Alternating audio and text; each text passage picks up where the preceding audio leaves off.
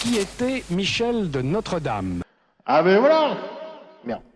La mythologie des Michel va s'étoffer. C'était le voyant, le visionnaire, le prophète le plus génial de tous les temps, mais comme ce qu'il écrivait n'était pas toujours très très clair, on lui a fait dire un petit peu n'importe quoi, tout C'est le saint patron des Michel, ouais, Nostradamus. Ah ouais, c'est vrai que oui. et le contraire de tout. Bon, ceux qui ne le savent pas l'auront sans doute deviné, il s'agit bien sûr de Nostradamus.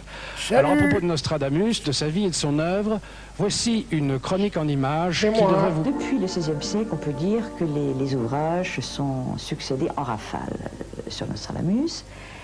Marie-Thérèse de Brosse, journaliste, écrivain et funambule. Mais Et propriétaire de magnifiques boucles d'oreilles. vous savez, il faut quand même trier le bon grain de livret. Dans la mesure où tout le monde... La reine Catherine de Médicis, elle, était convaincue de l'énorme pouvoir de Je suis défoncé. Nostradamus. Elle le fit venir à la cour où il devint son astrologue officiel.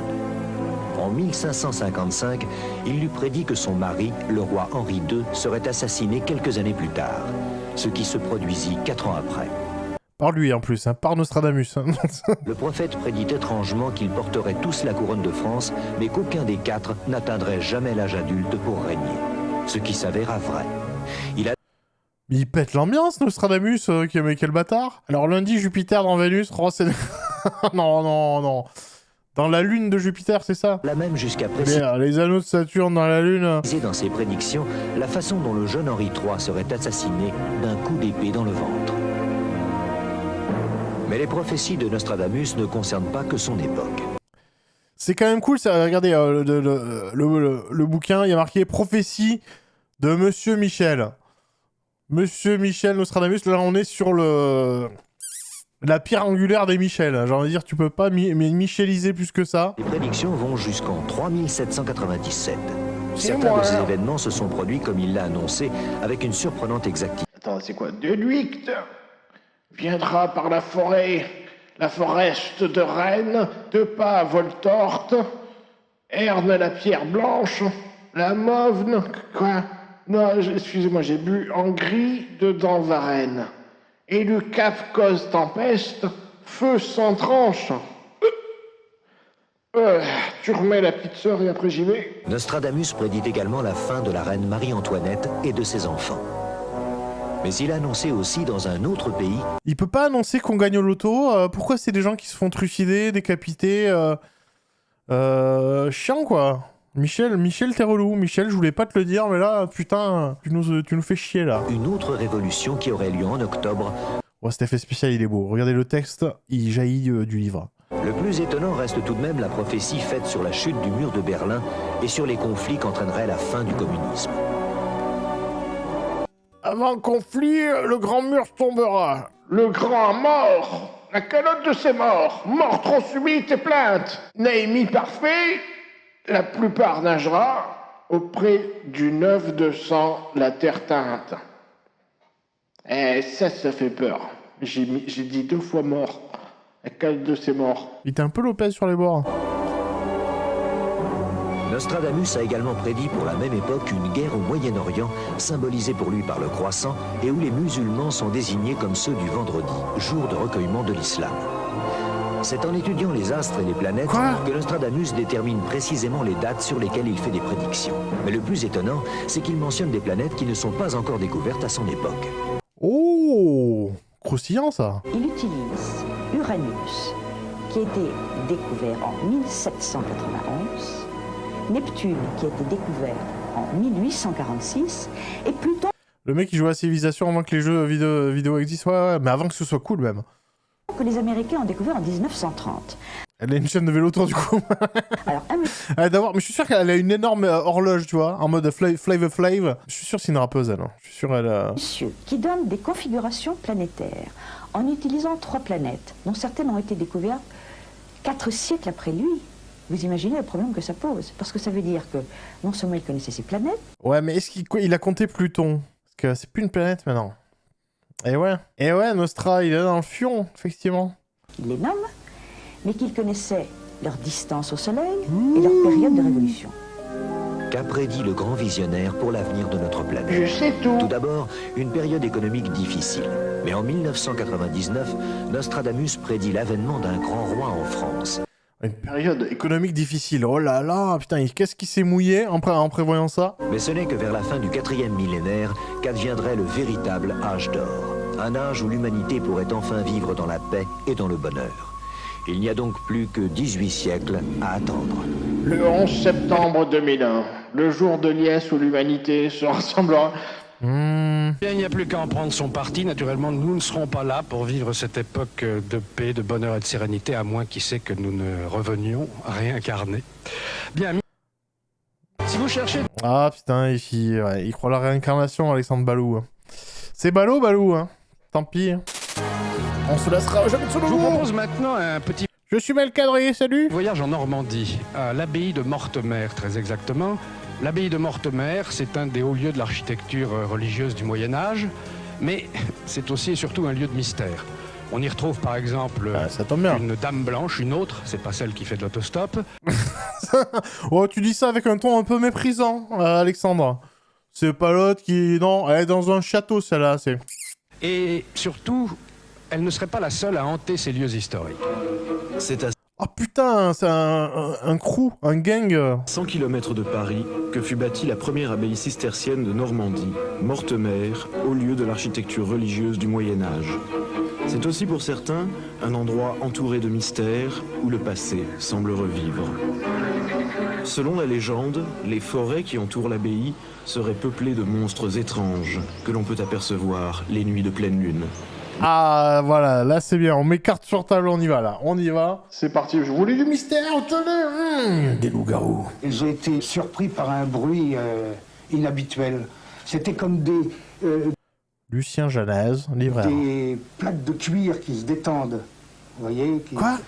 Et donc je me suis présenté vers le bruit et j'ai aperçu un groupe de bêtes assez étonnantes. Des bêtes étonnantes. Le coup avait La BO de Freddy. J'adore, j'aime beaucoup. Ah, 5 minutes, ça va être trop court. l'aspect de cuir, vous voyez, un cuir souple. T'es sûr que t'étais pas... Oh, pardon, excuse-moi. T'étais pas dans une boîte un peu, hein? Il y avait beaucoup de cuir, ils étaient 5, j'étais acculé dans un coin de tout ce cuir, là, cette main. La tête était étrange, légèrement allongée, un œil me fixait, un œil d'un reptile froid. Ben oui, les reptiles en cuir, vous avez déjà vu? T'as allongé, c'est vrai qu'il a voté un peu. T'es allongé, un reptile froid, il me dit guéri. Un œil d'un reptile froid. Je suis un reptile froid. Allez, viens, mon petit vototeur. Viens me faire des choses. Mais il y a aussi une autre figure du passé qui depuis 8 siècles hante Mortemer. C'est Mathilde, celle qu'on appelle la Dame Blanche. Petite fille de Guillaume le Conquérant, elle fut emmurée par son père, Henri Ier. Certains l'ont vue ou entendue, comme ce témoin, en août 1986. Ouh, ça fait peur. J'étais tout seul à la cuisine. Emmurée vivante, pas cool, hein, pas de belles traditions là-bas. Hein. Le calva, le cidre, ils ok, mais... N'empêche, c'est cool, mais c'est trop bien, ça dure que 5 minutes, ah, quel dommage, mais c'est les Avengers du paranormal. Il y a des loups-garous, il y a des dames blanches, et ils ont tout, quoi. C'est trop bien. J'ai préparé mon déjeuner. Et puis, j'ai entendu des bruits de pas au premier étage. Alors, j'ai prêté l'oreille, forcément, je suis tout seul, il n'y a personne dans l'établissement. C'était des bruits de pas... lent, très lent. Hein, un peu quelqu'un qui réfléchit un petit peu, qui réfléchit en marchant. Très pensif, donc des pas pesants, lourds. Et je suis monté au premier étage. Ah, j'aime bien la déduction de... Oh, non, mais c'est un fantôme, il est en train de réfléchir. Je reconnais ça. Ça, c'est un bruit de pas. Attends, non, là, il a trouvé. Non, là, il réfléchit. Attendez. Non, là, il est dubitatif. Oh mais oh là, ça réfléchit ou bien? Donc, personne, pas même qui vive. Je me suis mis à penser à un phénomène, disons, un peu anormal. Gérard Lartigue, employé de l'abbaye. Entendre des bruits de pas et ne voir personne, c'est quand même pas... c'est pas courant, et puis ça me paraît pas normal, hein, de toute façon. C'est un phénomène certainement lié à l'abbaye, ou un phénomène un peu paranormal. Mais oui, vu que c'est pas normal. C'est un phénomène paranormal. Hein. Aujourd'hui, on peut visiter l'abbaye et l'on dit que le fantôme de Mathilde veille sur Mortemer. Mais les employés ont signalé d'inexplicables pannes de voiture et même quelques accidents. Serait-ce la Dame Blanche qui les provoque afin de décourager ceux qui viennent troubler la sérénité des lieux? Mais du coup, la Dame Blanche, elle sort de la maison ou elle reste faire les 100 pas en mode je réfléchis? Je comprends pas. C'est quoi le modus operandi là du fantôme? Ça faisait presque 9 ans que j'étais ici et j'avais pas encore eu mon accident, quoi. Sur le fait, j'ai pas pensé à Mathilde, pas du tout. Mais après, bon bah pendant mes arrêts de travail, j'ai pensé que bon c'était... T'as envie de rigoler, mais oui, allez, dis-le, vous êtes tous employés de l'abbaye. Dites-le que c'est le patron qui fait, on va monter une grosse arnaque. Vous dites qu'il y a la Dame Blanche. Oui, mais la Dame Blanche, c'est sur la route, on s'en fout. Il y a des loups-garous, du cuir, tout ça. Il y en a partout. Faites venir les gens, faut que ça circule. Appelez France 3. Et pourtant, il y a une légende à Mortemer qui, pour certaines femmes, est devenue réalité. La légende de la fontaine Sainte-Catherine. Mais il y a combien de légendes? Cette eau a un pouvoir magique. Elle permet aux demoiselles de trouver un mari dans l'année. Oh voilà, Henri Del Soir là, elle a un pouvoir magique, carrément, allez, on y va. Plusieurs d'entre elles viennent ici pour le trouver, elles y jettent une pièce de monnaie ou une épingle à cheveux. Et plusieurs jeunes filles sont venues me présenter leur mari. Elles avaient trouvé celui-ci au cours de l'année. Le livre d'or. Après le dictionnaire infernal, le livre d'or de Mortemer. J'ai trouvé un mari grâce à la fontaine, merci. Au fait, moi je voulais dire, j'ai rencontré mon mari, mais on a divorcé. Il s'est séparé avec les gosses. Pas merci, Mortemer. Avril 92. Un an après avoir jeté la pièce, je reviens ce jour, accompagné de mon mari.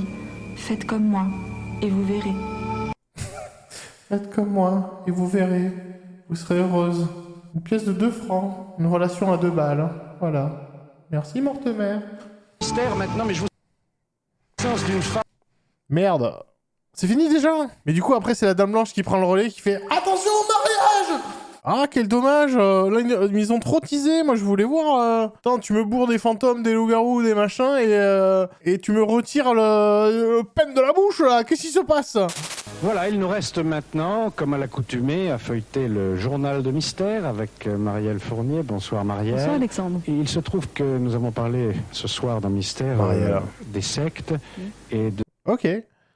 Ah, c'est un joli plan, à travers le trou là, c'est... cette sorte de décervelage qu'elles opéraient sur leurs recrues. Or vous avez une information... C'est un peu fort des cafés que tu utilises ce terme, le décervelage sur les gens. Ouais, ces sectes qui nous vendent des inepties, qui nous font croire des vessies pour des lanternes. Alors que nous, avec nos vampires, nos loups-garous et nos ovnis... Absolument, c'est-à-dire qu'on peut oublier tout, comme ça, la mémoire perdue en un éclair. Alors ça se passe en Afrique, effectivement, c'est en buvant une potion préparée lors de cérémonies d'initiation. Une potion un peu, bon, il y avait la potion d'Astérix, ça donnait de la force, là c'est une potion qui balaye la mémoire tout d'un coup. C'est un professeur français, le professeur Pelt de l'université de Metz, qui a donc pu assister à ce type de rituel et qui s'est aperçu, qui a découvert que l'élément essentiel de cette mixture était la datura. Et la datura est une plante extrêmement toxique. Bah oui. Alors que se passe-t-il? Eh bien, un jeune, puisque c'est des cérémonies d'initiation, boit ça, il oublie tout, il n'a plus de souvenirs. L'intérêt, c'est qu'on peut lui modeler, on peut lui façonner une nouvelle personnalité. Ah, bon, d'accord. Et pas du tout procéder à une arnaque ou quoi que ce soit. Lui donner une nouvelle personnalité. Ouais, c'est le GHB. C'est pas le même acronyme. Hein. Non, là c'est pour qu'il devienne une nouvelle personne, une meilleure personne. C'est un sourcier. C'est très intéressant parce qu'on en a reçu des sourciers dans Mystère, mais le vôtre, il est... Non, des sorciers, on dit. Tu es un sorcier, Harry. Tu sais où se trouve la source, Harry? Ici, la vie dépend d'une seule chose, l'eau. Regardez cet homme. Et les singes aussi. C'est Max Eberly, un Suisse-Allemand de la région de Zurich.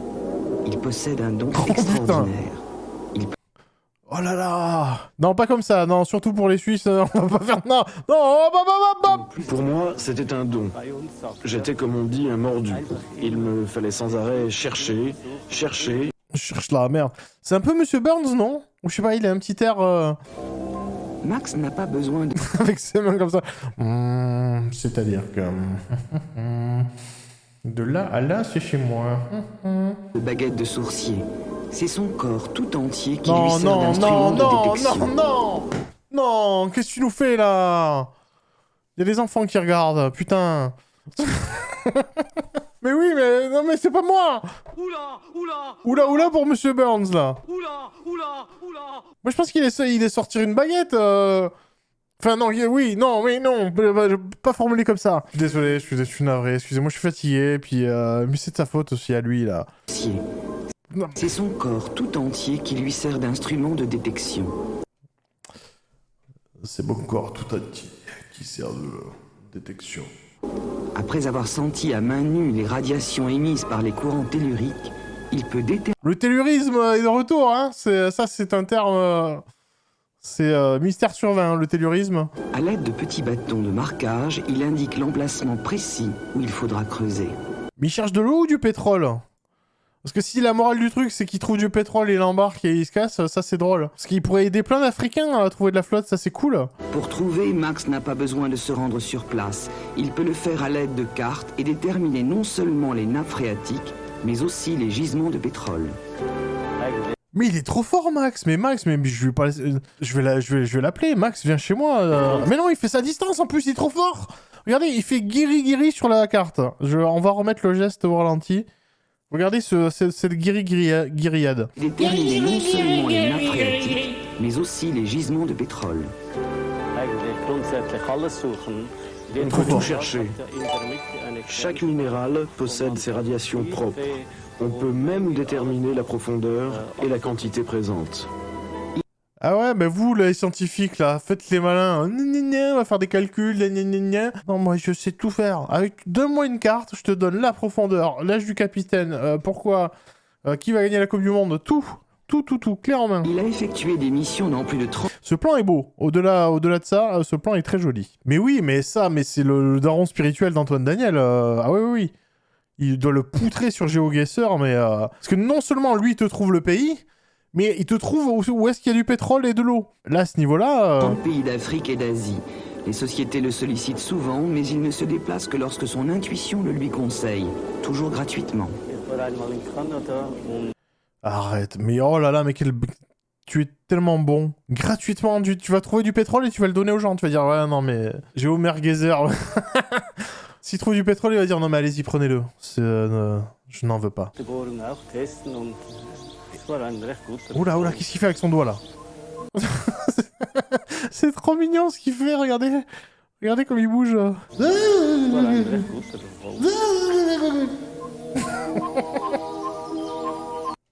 Mais en fait, non, mais putain, il a Parkinson, en fait. Non, faut pas se moquer. S'il faut, il a une maladie. Pour Max...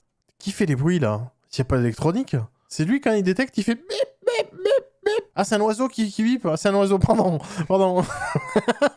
Après, ça peut être rigolo, il y a un côté un peu Robinson ou les pires à feu. Tu sais, il se met un détecteur, c'est un oiseau sur l'épaule qui fait mip, mip, mip, mip, mip, mip, mip, mip, mip. Ça serait tellement cool. Mip, mip. Je suis désolé, ça fait bip, bip. Mip, mip, pour mip. Max Ouais, c'est là. un don ne se monnaie pas. S'il le possède, c'est pour aider ceux qui en ont besoin et pour en faire profiter l'humanité. Comme ici, à Madagascar, où il aide un village à creuser de nouveaux puits. Pour Il y a des Max, gosses, chaque expérience est unique et riche d'enseignements. Max, il y a des gosses.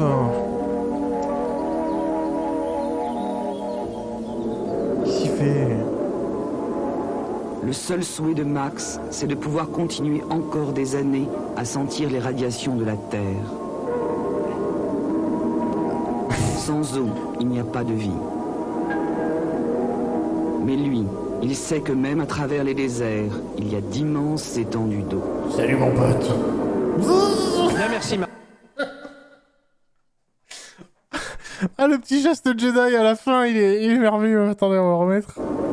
Oh, Bien, merci Marielle. Geste viril, ouais, non, pas le platine.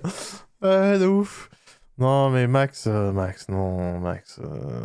arrêter, Max. Et puis 3615, code TF1, vous le savez maintenant, j'imagine, c'est également ce que vous devez... Envoyez bullshit au 3615 TF1, et voilà.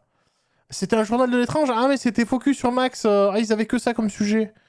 Ils avaient pas trouvé d'autres escrocs, d'autres sujets. Oula, on va avoir des problèmes. Oula. Allez, Le hop. Saint-Suaire, vous savez, c'est le linceul du Bon, on laisse le Christ Saint-Suaire. à sa mort qui a gardé un peu comme un négatif. J'ai mal. Franchement, ça pique. Les ronces, ça pique.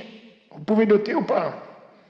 Si un jour on fait un livre où on met mes citations, on appellerait la Bible, mettez les ronces, ça pique. Oui, parce qu'en fait, il y a des gens qui ont un peu débunké le Saint-Suaire de Turin, parce que normalement, si le drap était sur le visage, ça serait moulé comme ça, tu vois. Comme les textures, quand tu les modifiais dans les jeux, t'avais un pack de textures et t'avais un visage aplati.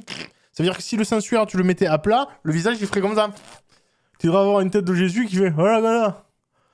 On est d'accord. Ou alors ils disent, voilà, je crois qu'il y a des théories comme quoi il y aurait une lumière divine qui aurait fait comme un effet de négatif. C'est magique, exactement. Un homme wrap, exactement. Alors, devant l'embarras du Saint-Siège, les scientifiques se sont penchés sur la question. Nouvelle réunion au sommet au mois de juin dernier à Turin et la coup de théâtre. Ce n'est plus le linceul qui est mis en cause ou qui est remis en cause, mais la fiabilité du carbone 14. La fiabilité, c'est un chercheur russe qui a établi que peut-être que le carbone 14 ne serait pas assez précis sur ce type d'étoffe, le lin. Alors si on le remet en cause pour le Saint-Suaire et qu'il faut le remettre en cause aussi pour d'autres experts. Ah ouais, qui est sur beaucoup de sujets de mystère aussi, je pense. Parce que c'est les pommes qui volent. Et RTX off, ouais. Pour la sonde, c'est donc... Très très bien apprêté, Marielle. Je note des jolies boucles Est-il vraiment, date-t-il en vraiment cœur, de l'époque c'est de Jésus-Christ, très mignon. ou bien a-t-il été fabriqué au XIVe siècle? Le mystère demeure. Du nouveau aussi, Marielle, à propos de ce que l'on appelle les trans, qu'il s'agisse de trans, hypnotiques, médiumniques, etc. On connaît... Attention ce que tu vas dire, Marielle. On sait que t'es fan d'Harry Potter, mais comme... Non, allez... Eh bien ça, le mystère, on en parle souvent. Et voilà qu'on saura exactement en quoi ça consiste. Oui, alors la transe, il faut expliquer que c'est un petit peu une sorte d'état second, vous savez, d'extase qui touche certaines populations en train de prier, en train de danser, et qui leur permet d'élever leur âme pour entrer en communion avec leur divinité. Alors, l'explication serait la respiration, ou plutôt l'excès de consommation d'air. Quoi? Attendez. Ce passage, j'allais dire ce passage va être blague free, parce qu'évidemment, c'est où la tierce. Mais qu'est-ce qu'elle dit, attends? Alors, l'explication serait la respiration, ou plutôt l'excès de consommation d'air. Ah, on peut consommer trop d'air? Attention, à consommer avec modération. Pas trop de O2, monsieur. Des inspirations plus grandes, plus fréquentes, et donc une overdose d'oxygène. Ah putain, je fais une overdose à l'O2, putain. Elle manque pas d'air, bien joué, Colahut. Elle manque pas d'air, cette bonne Marielle. Vous respirez trop, monsieur. Vous êtes comment? À niveau consommation d'oxygène, vous en êtes à combien? Je sais pas, moi. 5-6 litres, comme le Bombay. Pour stopper le phénomène, donc le phénomène ne dure pas, mais vous voyez qu'il n'y a rien de surnaturel ou de paranormal à la transe. Oh là là, mais voilà, Marielle, elle a décidé, ce soir, je pète l'ambiance. Ce soir, c'est soirée débunkage, comme en 40. On restait marié au sujet dont on traite fréquemment dans Mystère. Est-ce que l'état de possession pourrait s'apparenter à la transe? Alors c'est un autre stade, oula. Puisque l'état de conscience est modifié quand il y a possession. Les choses sont beaucoup moins claires. D'après des statistiques de 1956, sur 5000 cas répertoriés. Là, elle bute un peu, là. Marielle, là... Attendez, du coup, ouais, non, hyperventilation, chute d'oxygène, c'est validé. Oui, ça doit exister. Mais du coup, ouais. Enfin, ça, c'est la théorie Fight Club. C'est des masques à oxygène que t'as dans les avions. En plein crash, c'est pour avoir un shoot d'oxygène. Pour être un peu en transe, pour dire c'est cool, on va mourir. 3 ont été reconnus authentiques, les autres relevant de la psychiatrie. 3 cas de possession véritable sur 5000 cas, c'est effectivement très rare. Ah, c'est pas mal, ça fait 3 fois le diable. Il peut pas être partout, je suis désolé, Satan a un emploi du temps très très chargé. Alors j'ai vu que vous adoriez les histoires de trésors tout à l'heure en regardant Oui, le oui, reportage sur Rommel. J'en ai parlé d'ailleurs après le film sur le trésor de Rommel. Vous avez retrouvé un autre trésor qui a beaucoup moins de valeur d'ailleurs, si ce n'est une valeur historique, c'est le trésor des Visigoths. Voilà, alors on va dans le Lot-et-Garonne. C'est les Visigoths qui ont abandonné leur trésor en fuyant. Ah ouais. Quand Clovis est arrivé, c'était au 5e siècle. Regardez. Et voilà, un film sur ça. Un film sur le trésor des Visigoths avec Clovis. Moi, je veux ça, moi. En France, quelques régions ont encore des trésors. Des forêts impénétrables et des grottes où personne n'est entré depuis des siècles. Le Lot-et-Garonne a été peuplé par périodes successives avec donc les Gaulois, les Romains, donc après les Gallo-Romains, les Visigoths. Bortodo. Sinon... Christian, tu peux aller m'acheter de la bière et une saucisse. Je suis fatigué. Christian, aide-moi. Aide-moi, Christian. Je travaille donc dans le tourisme avec une volonté de valoriser mon patrimoine culturel insolite de mon département. Voilà, du coup, j'invente des histoires. Je me suis renseigné sur les histoires du trésor, bien sûr, qui a vraiment existé pour de vrai. Et ça attire les connards, les touristes, particulièrement des chapelles sous terre, creusées à même la falaise, complètement occultées dans leur architecture. Donc toujours cette connotation de peuple constamment envahi ou harcelé. Ces lieux mystérieux, Est-ce qu'il y a des gens du Lot-et-Garonne ici? Est-ce que vous avez été souvent harcelés Qu'on a trouvé donc dans ces falaises sont sur une échelle d'à peu près une dizaine de mètres de haut. Une particulièrement qu'on appelle la grande face, qui représente un visage. Les deux yeux sont dessinés, un œil est occulté. Plus bas, nous... C'est un visage, ça? C'est la grande face. Ah oui, j'ai pris un bus. Ouais. Nous trouvons donc le nez qui était dessiné en forme de plateforme et d'oratoire et complètement en suivant dans le même prolongement la bouche en bas qui forme une caverne. ouais, c'est une bouche. Attendez, il y a des il y a des sculpteurs qui ont travaillé, monsieur. Non mais franchement, le visage de Mars, c'est plus un visage que ça. Christian Bortoto et quelques amis se sont lancés dans l'exploration de certains de ces souterrains. Il y a quelques mois... Ça aurait été bien que la caméra, que ça cut sur lui, il a 4 pattes en train de ramper comme ça. Excusez-moi, je fais ça que très rarement. Le mobilier de ces souterrains est composé de poteries... Allez, je vais aux chiottes, allez. D'éperons, de pièces qui nous permettent justement de dater les différentes périodes de vie dans ces souterrains. Ces objets ont surtout bien de la une terre valeur historique, mais dans la même région, une épée wisigothe a été estimée à plusieurs centaines de milliers de francs. Ah ouais! Aléric, le roi des Visigoths, s'est enfui en 507 après avoir été vaincu par les armées de Clovis. Aléric et Obélix? Selon la légende, il a emporté dans sa fuite un fabuleux trésor. On perd la trace du roi Aléric dans le sud-ouest de la France. Peut-être le trésor des Visigoths s'y trouve-t-il encore. Ah, il est parti fouiller en feria là. Un autre sujet dont on a également beaucoup parlé dans Mystère, c'est la planète Mars, mais là l'actualité n'est pas très heureuse. Oui, alors la planète Mars, la planète fétiche de Mystère, vous savez qu'il y a un mois, la NASA a eu un gros coup dur puisqu'elle a perdu le contact avec la sonde Observer. Alors la sonde devait se mettre sur orbite autour de Mars pour l'étudier vraiment dans le détail et pour préparer l'arrivée de l'homme le siècle prochain, puisque c'était à peu près le programme prévu. Alors et ils ont vu ça. L'échec de la NASA est bien équivalent à quand même la perte d'$1 milliard et surtout elle remet complètement en cause les futures missions, notamment l'installation de stations fixes sur Mars par les Russes, c'était prévu l'année prochaine, et puis le déploiement d'un aérostat fabriqué à Toulouse d'ici 96. Je suis étonné que personne n'ait encore fait l'hypothèse d'un coup des extraterrestres pour empêcher la progression de la colonisation de l'espace par l'homme. Et puis dernière nouvelle de votre journal, ce sont des nouvelles de la banquise. Ah oui, je vais vous poser une petite colle. Ouais. D'après vous, pourquoi les ours polaires supportent-ils le grand froid? C'est comme les... Bois du Coca-Cola. Ils captent la lumière, la conduisent jusqu'à la peau sombre de l'animal qui en fait des calories, comme des capteurs solaires en fibre de verre, sauf que ceux-là sont efficaces avec les ultraviolets, donc en région nuageuse. C'est un peu comme des panneaux polaires. Merci, il y a son petit avec, il a deux. Ne nous quittez pas tout de suite, j'ai quelques informations à vous donner. Je vends une Citroën CLX. Les histoires que vous allez Calme-toi. Bon.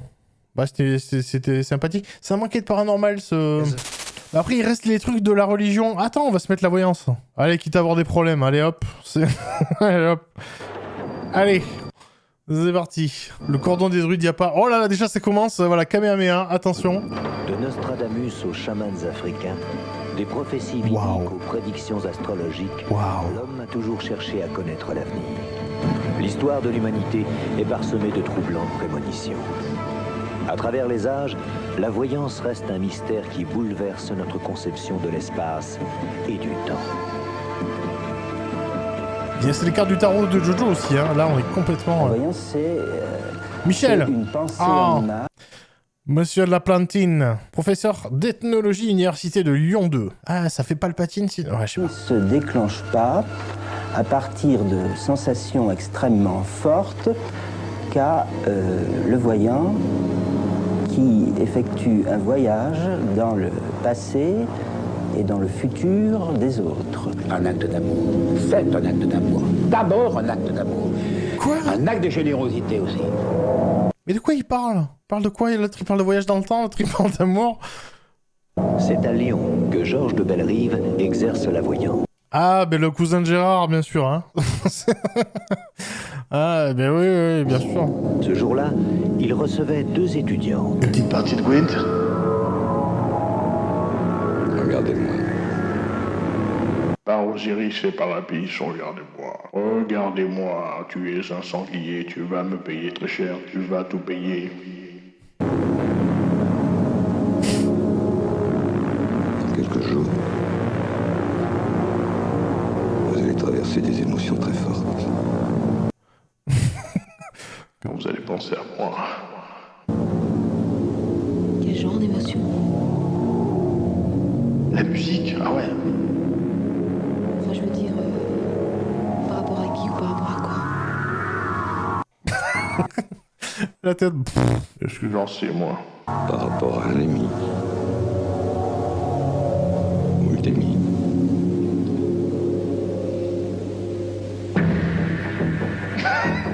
Et pour Sophie, vous ce voyez plan. quelque chose?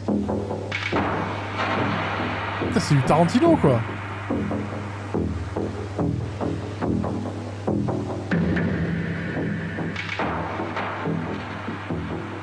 Georges de Bellerive se concentre. Il commence à percevoir des flashs.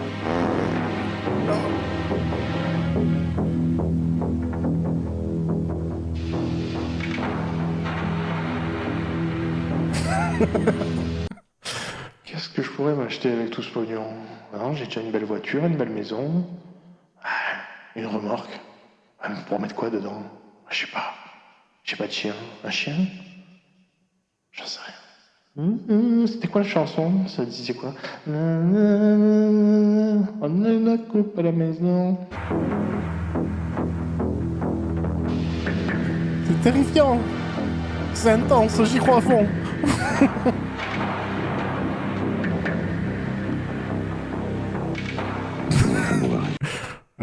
Tapis. Quoi? On fait pas une partie de poker? Ah, merde, ben je relance. Je suis désolé. Il arrive qu'on me demande... C'est tout? C'était vraiment très intense. Je suis désolé. Par contre, ça fera 500 francs. Il a un look d'escroc, j'aime bien, tu vois. Ses chemises ouvertes comme ça. Non, mais... Ouais, c'est le grand Dalai Lama qui m'a tout appris sur le voyantisme. Il n'y a plus de film. C'est le vide. Voilà. Renato de la cage aux folles, il y a un peu de ça effectivement. Putain, ça c'est une vieille référence. Désolé, j'ai plus de réseau. Bah ouais. De poursuivre. Mais non, mais pour l'instant, moi je suis... Elles vont se disputer, elles vont dire mais c'est ta faute, ouais, c'est tes chakras. Oh non, la dame blanche. Ah putain, ça serait le bon crossover là. Attention le virage.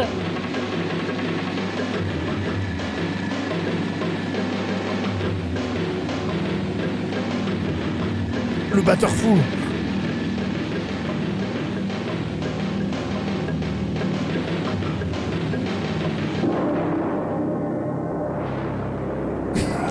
Le drama.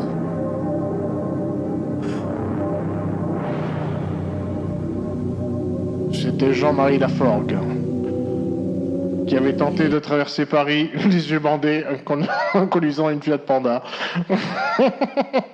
Chacun notre tour, nous avons pris rendez-vous avec Monsieur de Bellerive. Joël Paul. Dire bien honnêtement, essentiellement par curiosité, sans trop y croire, sans trop nous attendre à des révélations ou d'autres choses de ce style. Le voyant n'avait rien vu pour elle. Vous en avez conclu. À son tour, Joël Paul se rend chez le voyant. Joël Paul. Monsieur de Bellerive m'a décrit certains événements, certaines choses qu'il ne pouvait pas avoir recueillies par de tierces personnes et dont moi seul ou ma famille était au courant. Vers la fin de la consultation, le voyant a soudain un flash. Il voit un petit avion.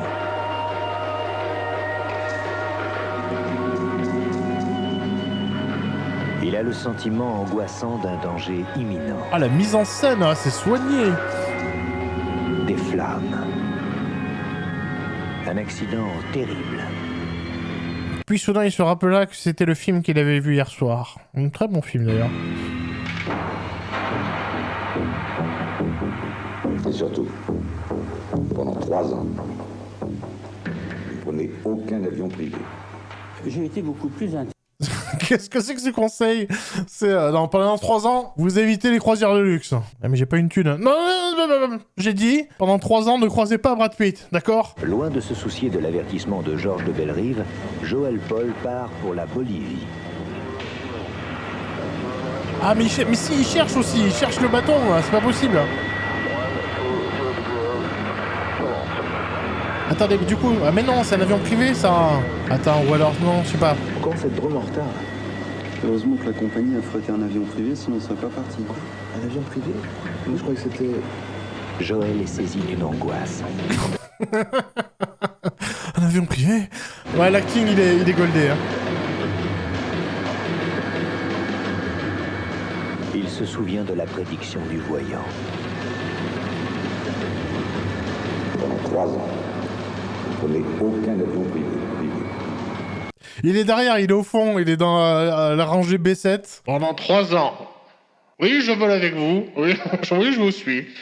Pendant 3 ans. Et soudain, c'est la catastrophe. Le cockpit explose. Ah ouais.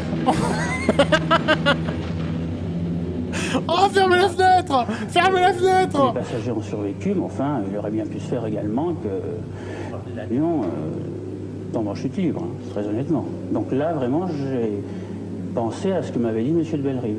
Vous avez un bureau et vous faites, si vous le pouvez, de la voyance. C'est faire du trapèze sans filet. Qu'est-ce que le public attend que vous plantiez? Quoi? La plupart. Vous cassiez la figure. C'est donc, j'en suis conscient. Mais si, mais il dit n'importe quoi. Mais attends, déjà, le cockpit a explosé. Comment le cockpit explose? C'est pas possible. De tous les accidents d'avion, mais ouais, il a bu, il a picolé. C'est un peu comme tous les gens, ils attendent que vous tombez. Et qu'ensuite vous soyez récolté par Bruce Wayne et vous devenez le nouveau Robin. Joël est parti en Bolivie. Mais cette fois sur un avion de ligne. Un soir dans un... Ah non, mais il veut y aller, hein. Je veux en Bolivie. Je vais acheter le meilleur café que je boirai de ma vie. J'ai une livraison à faire en Bolivie. Il rencontre un couple de touristes français. Il lui propose une excursion dans la forêt amazonienne. Pour y aller, il faut prendre un avion privé. Non. Mais ça lui suit toute sa vie. Tout le monde lui propose des avions privés. Vous devez aller à Perpignan au mariage de votre frère? Non, il faut un avion privé, monsieur. Non. Mon seul point faible, les avions privés. Excuse-moi, je le sens pas. Là... Tu veux pas le faire? Je le sens pas, non. Donnez-moi le pire vol en écho avec du monde. Avec des bébés qui pleurent et tout, j'en ai rien à foutre. Ça me... Faites comme vous voulez. On peut le faire. C'est quoi cet acting? C'est quoi cet acteur? Bon, qu'est-ce que je fais? Je sais pas quoi faire. Je vais peut-être mâchouiller mes branches. Ça fait mec qui réfléchit. Ouais, ça fait mec qui réfléchit. Non, je vais peut-être y aller. Mais aucun avion privé. Il est toujours derrière. Aucun avion privé. Privé. Avoir une pina colada. Il se sent un peu ridicule d'avoir refusé. Depuis son enfance, il rêve d'aller dans la jungle. Venom. En plus, j'ai vu ça dans le chat. Venom. Ay, ay, es Venom. Yo soy Venom.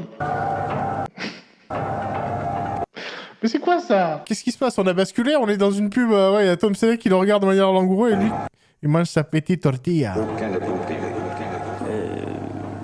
Je ne voulais pas trop croire en ce que m'avait dit M. de Bellerive, néanmoins, je me disais, bon, pourquoi... Il est bon, lui, Danny Trejo, là, attendez. Il rêve d'aller dans la jungle. Hola, gringo. Cette cerveza, c'est la mejor de toute la Bolivie. Pourquoi ce plan? Pourquoi ce plan? Ou alors c'est le voyant qui est déguisé alors? C'est ça le... Faut m'expliquer pourquoi... Danny Trejo, ouais. Faut m'expliquer la réalisation. Pourquoi il y a ce plan de... Eh, à la boîte. À la boîte des Français. Il est très mignon quand même, ce mec avec le chapeau et la moustache. Décide de faire l'excursion sans lui. Qu'est-ce qui va pas se passer? À mon avis, je crois que c'est la cerveza de trop du pilote. C'est le pilote en fait. Ce soir-là, Joël n'arrive pas à dormir. Mais parce qu'il est au bar en fait. Faut se mettre dans un lit, Joël, pour commencer à dormir. Il pense à ce jeune couple si sympathique. Il pense au terrible avertissement du voyant. Mais peut-être s'est-il trompé.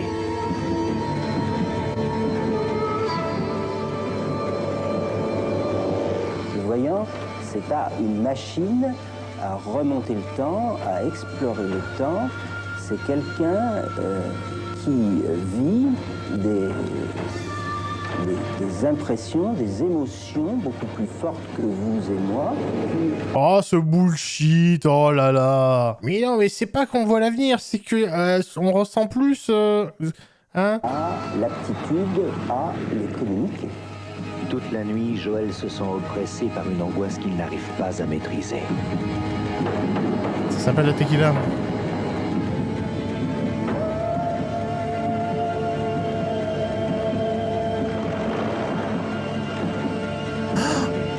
Oh, la mise en scène, la tequila se renverse, tel un avion qui se crache. Montage alterné.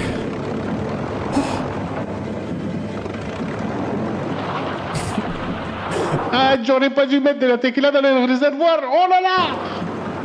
Ils ont pris la foudre ou pas? Attendez, merde, j'ai parlé pile pendant l'effet spécial. Waouh!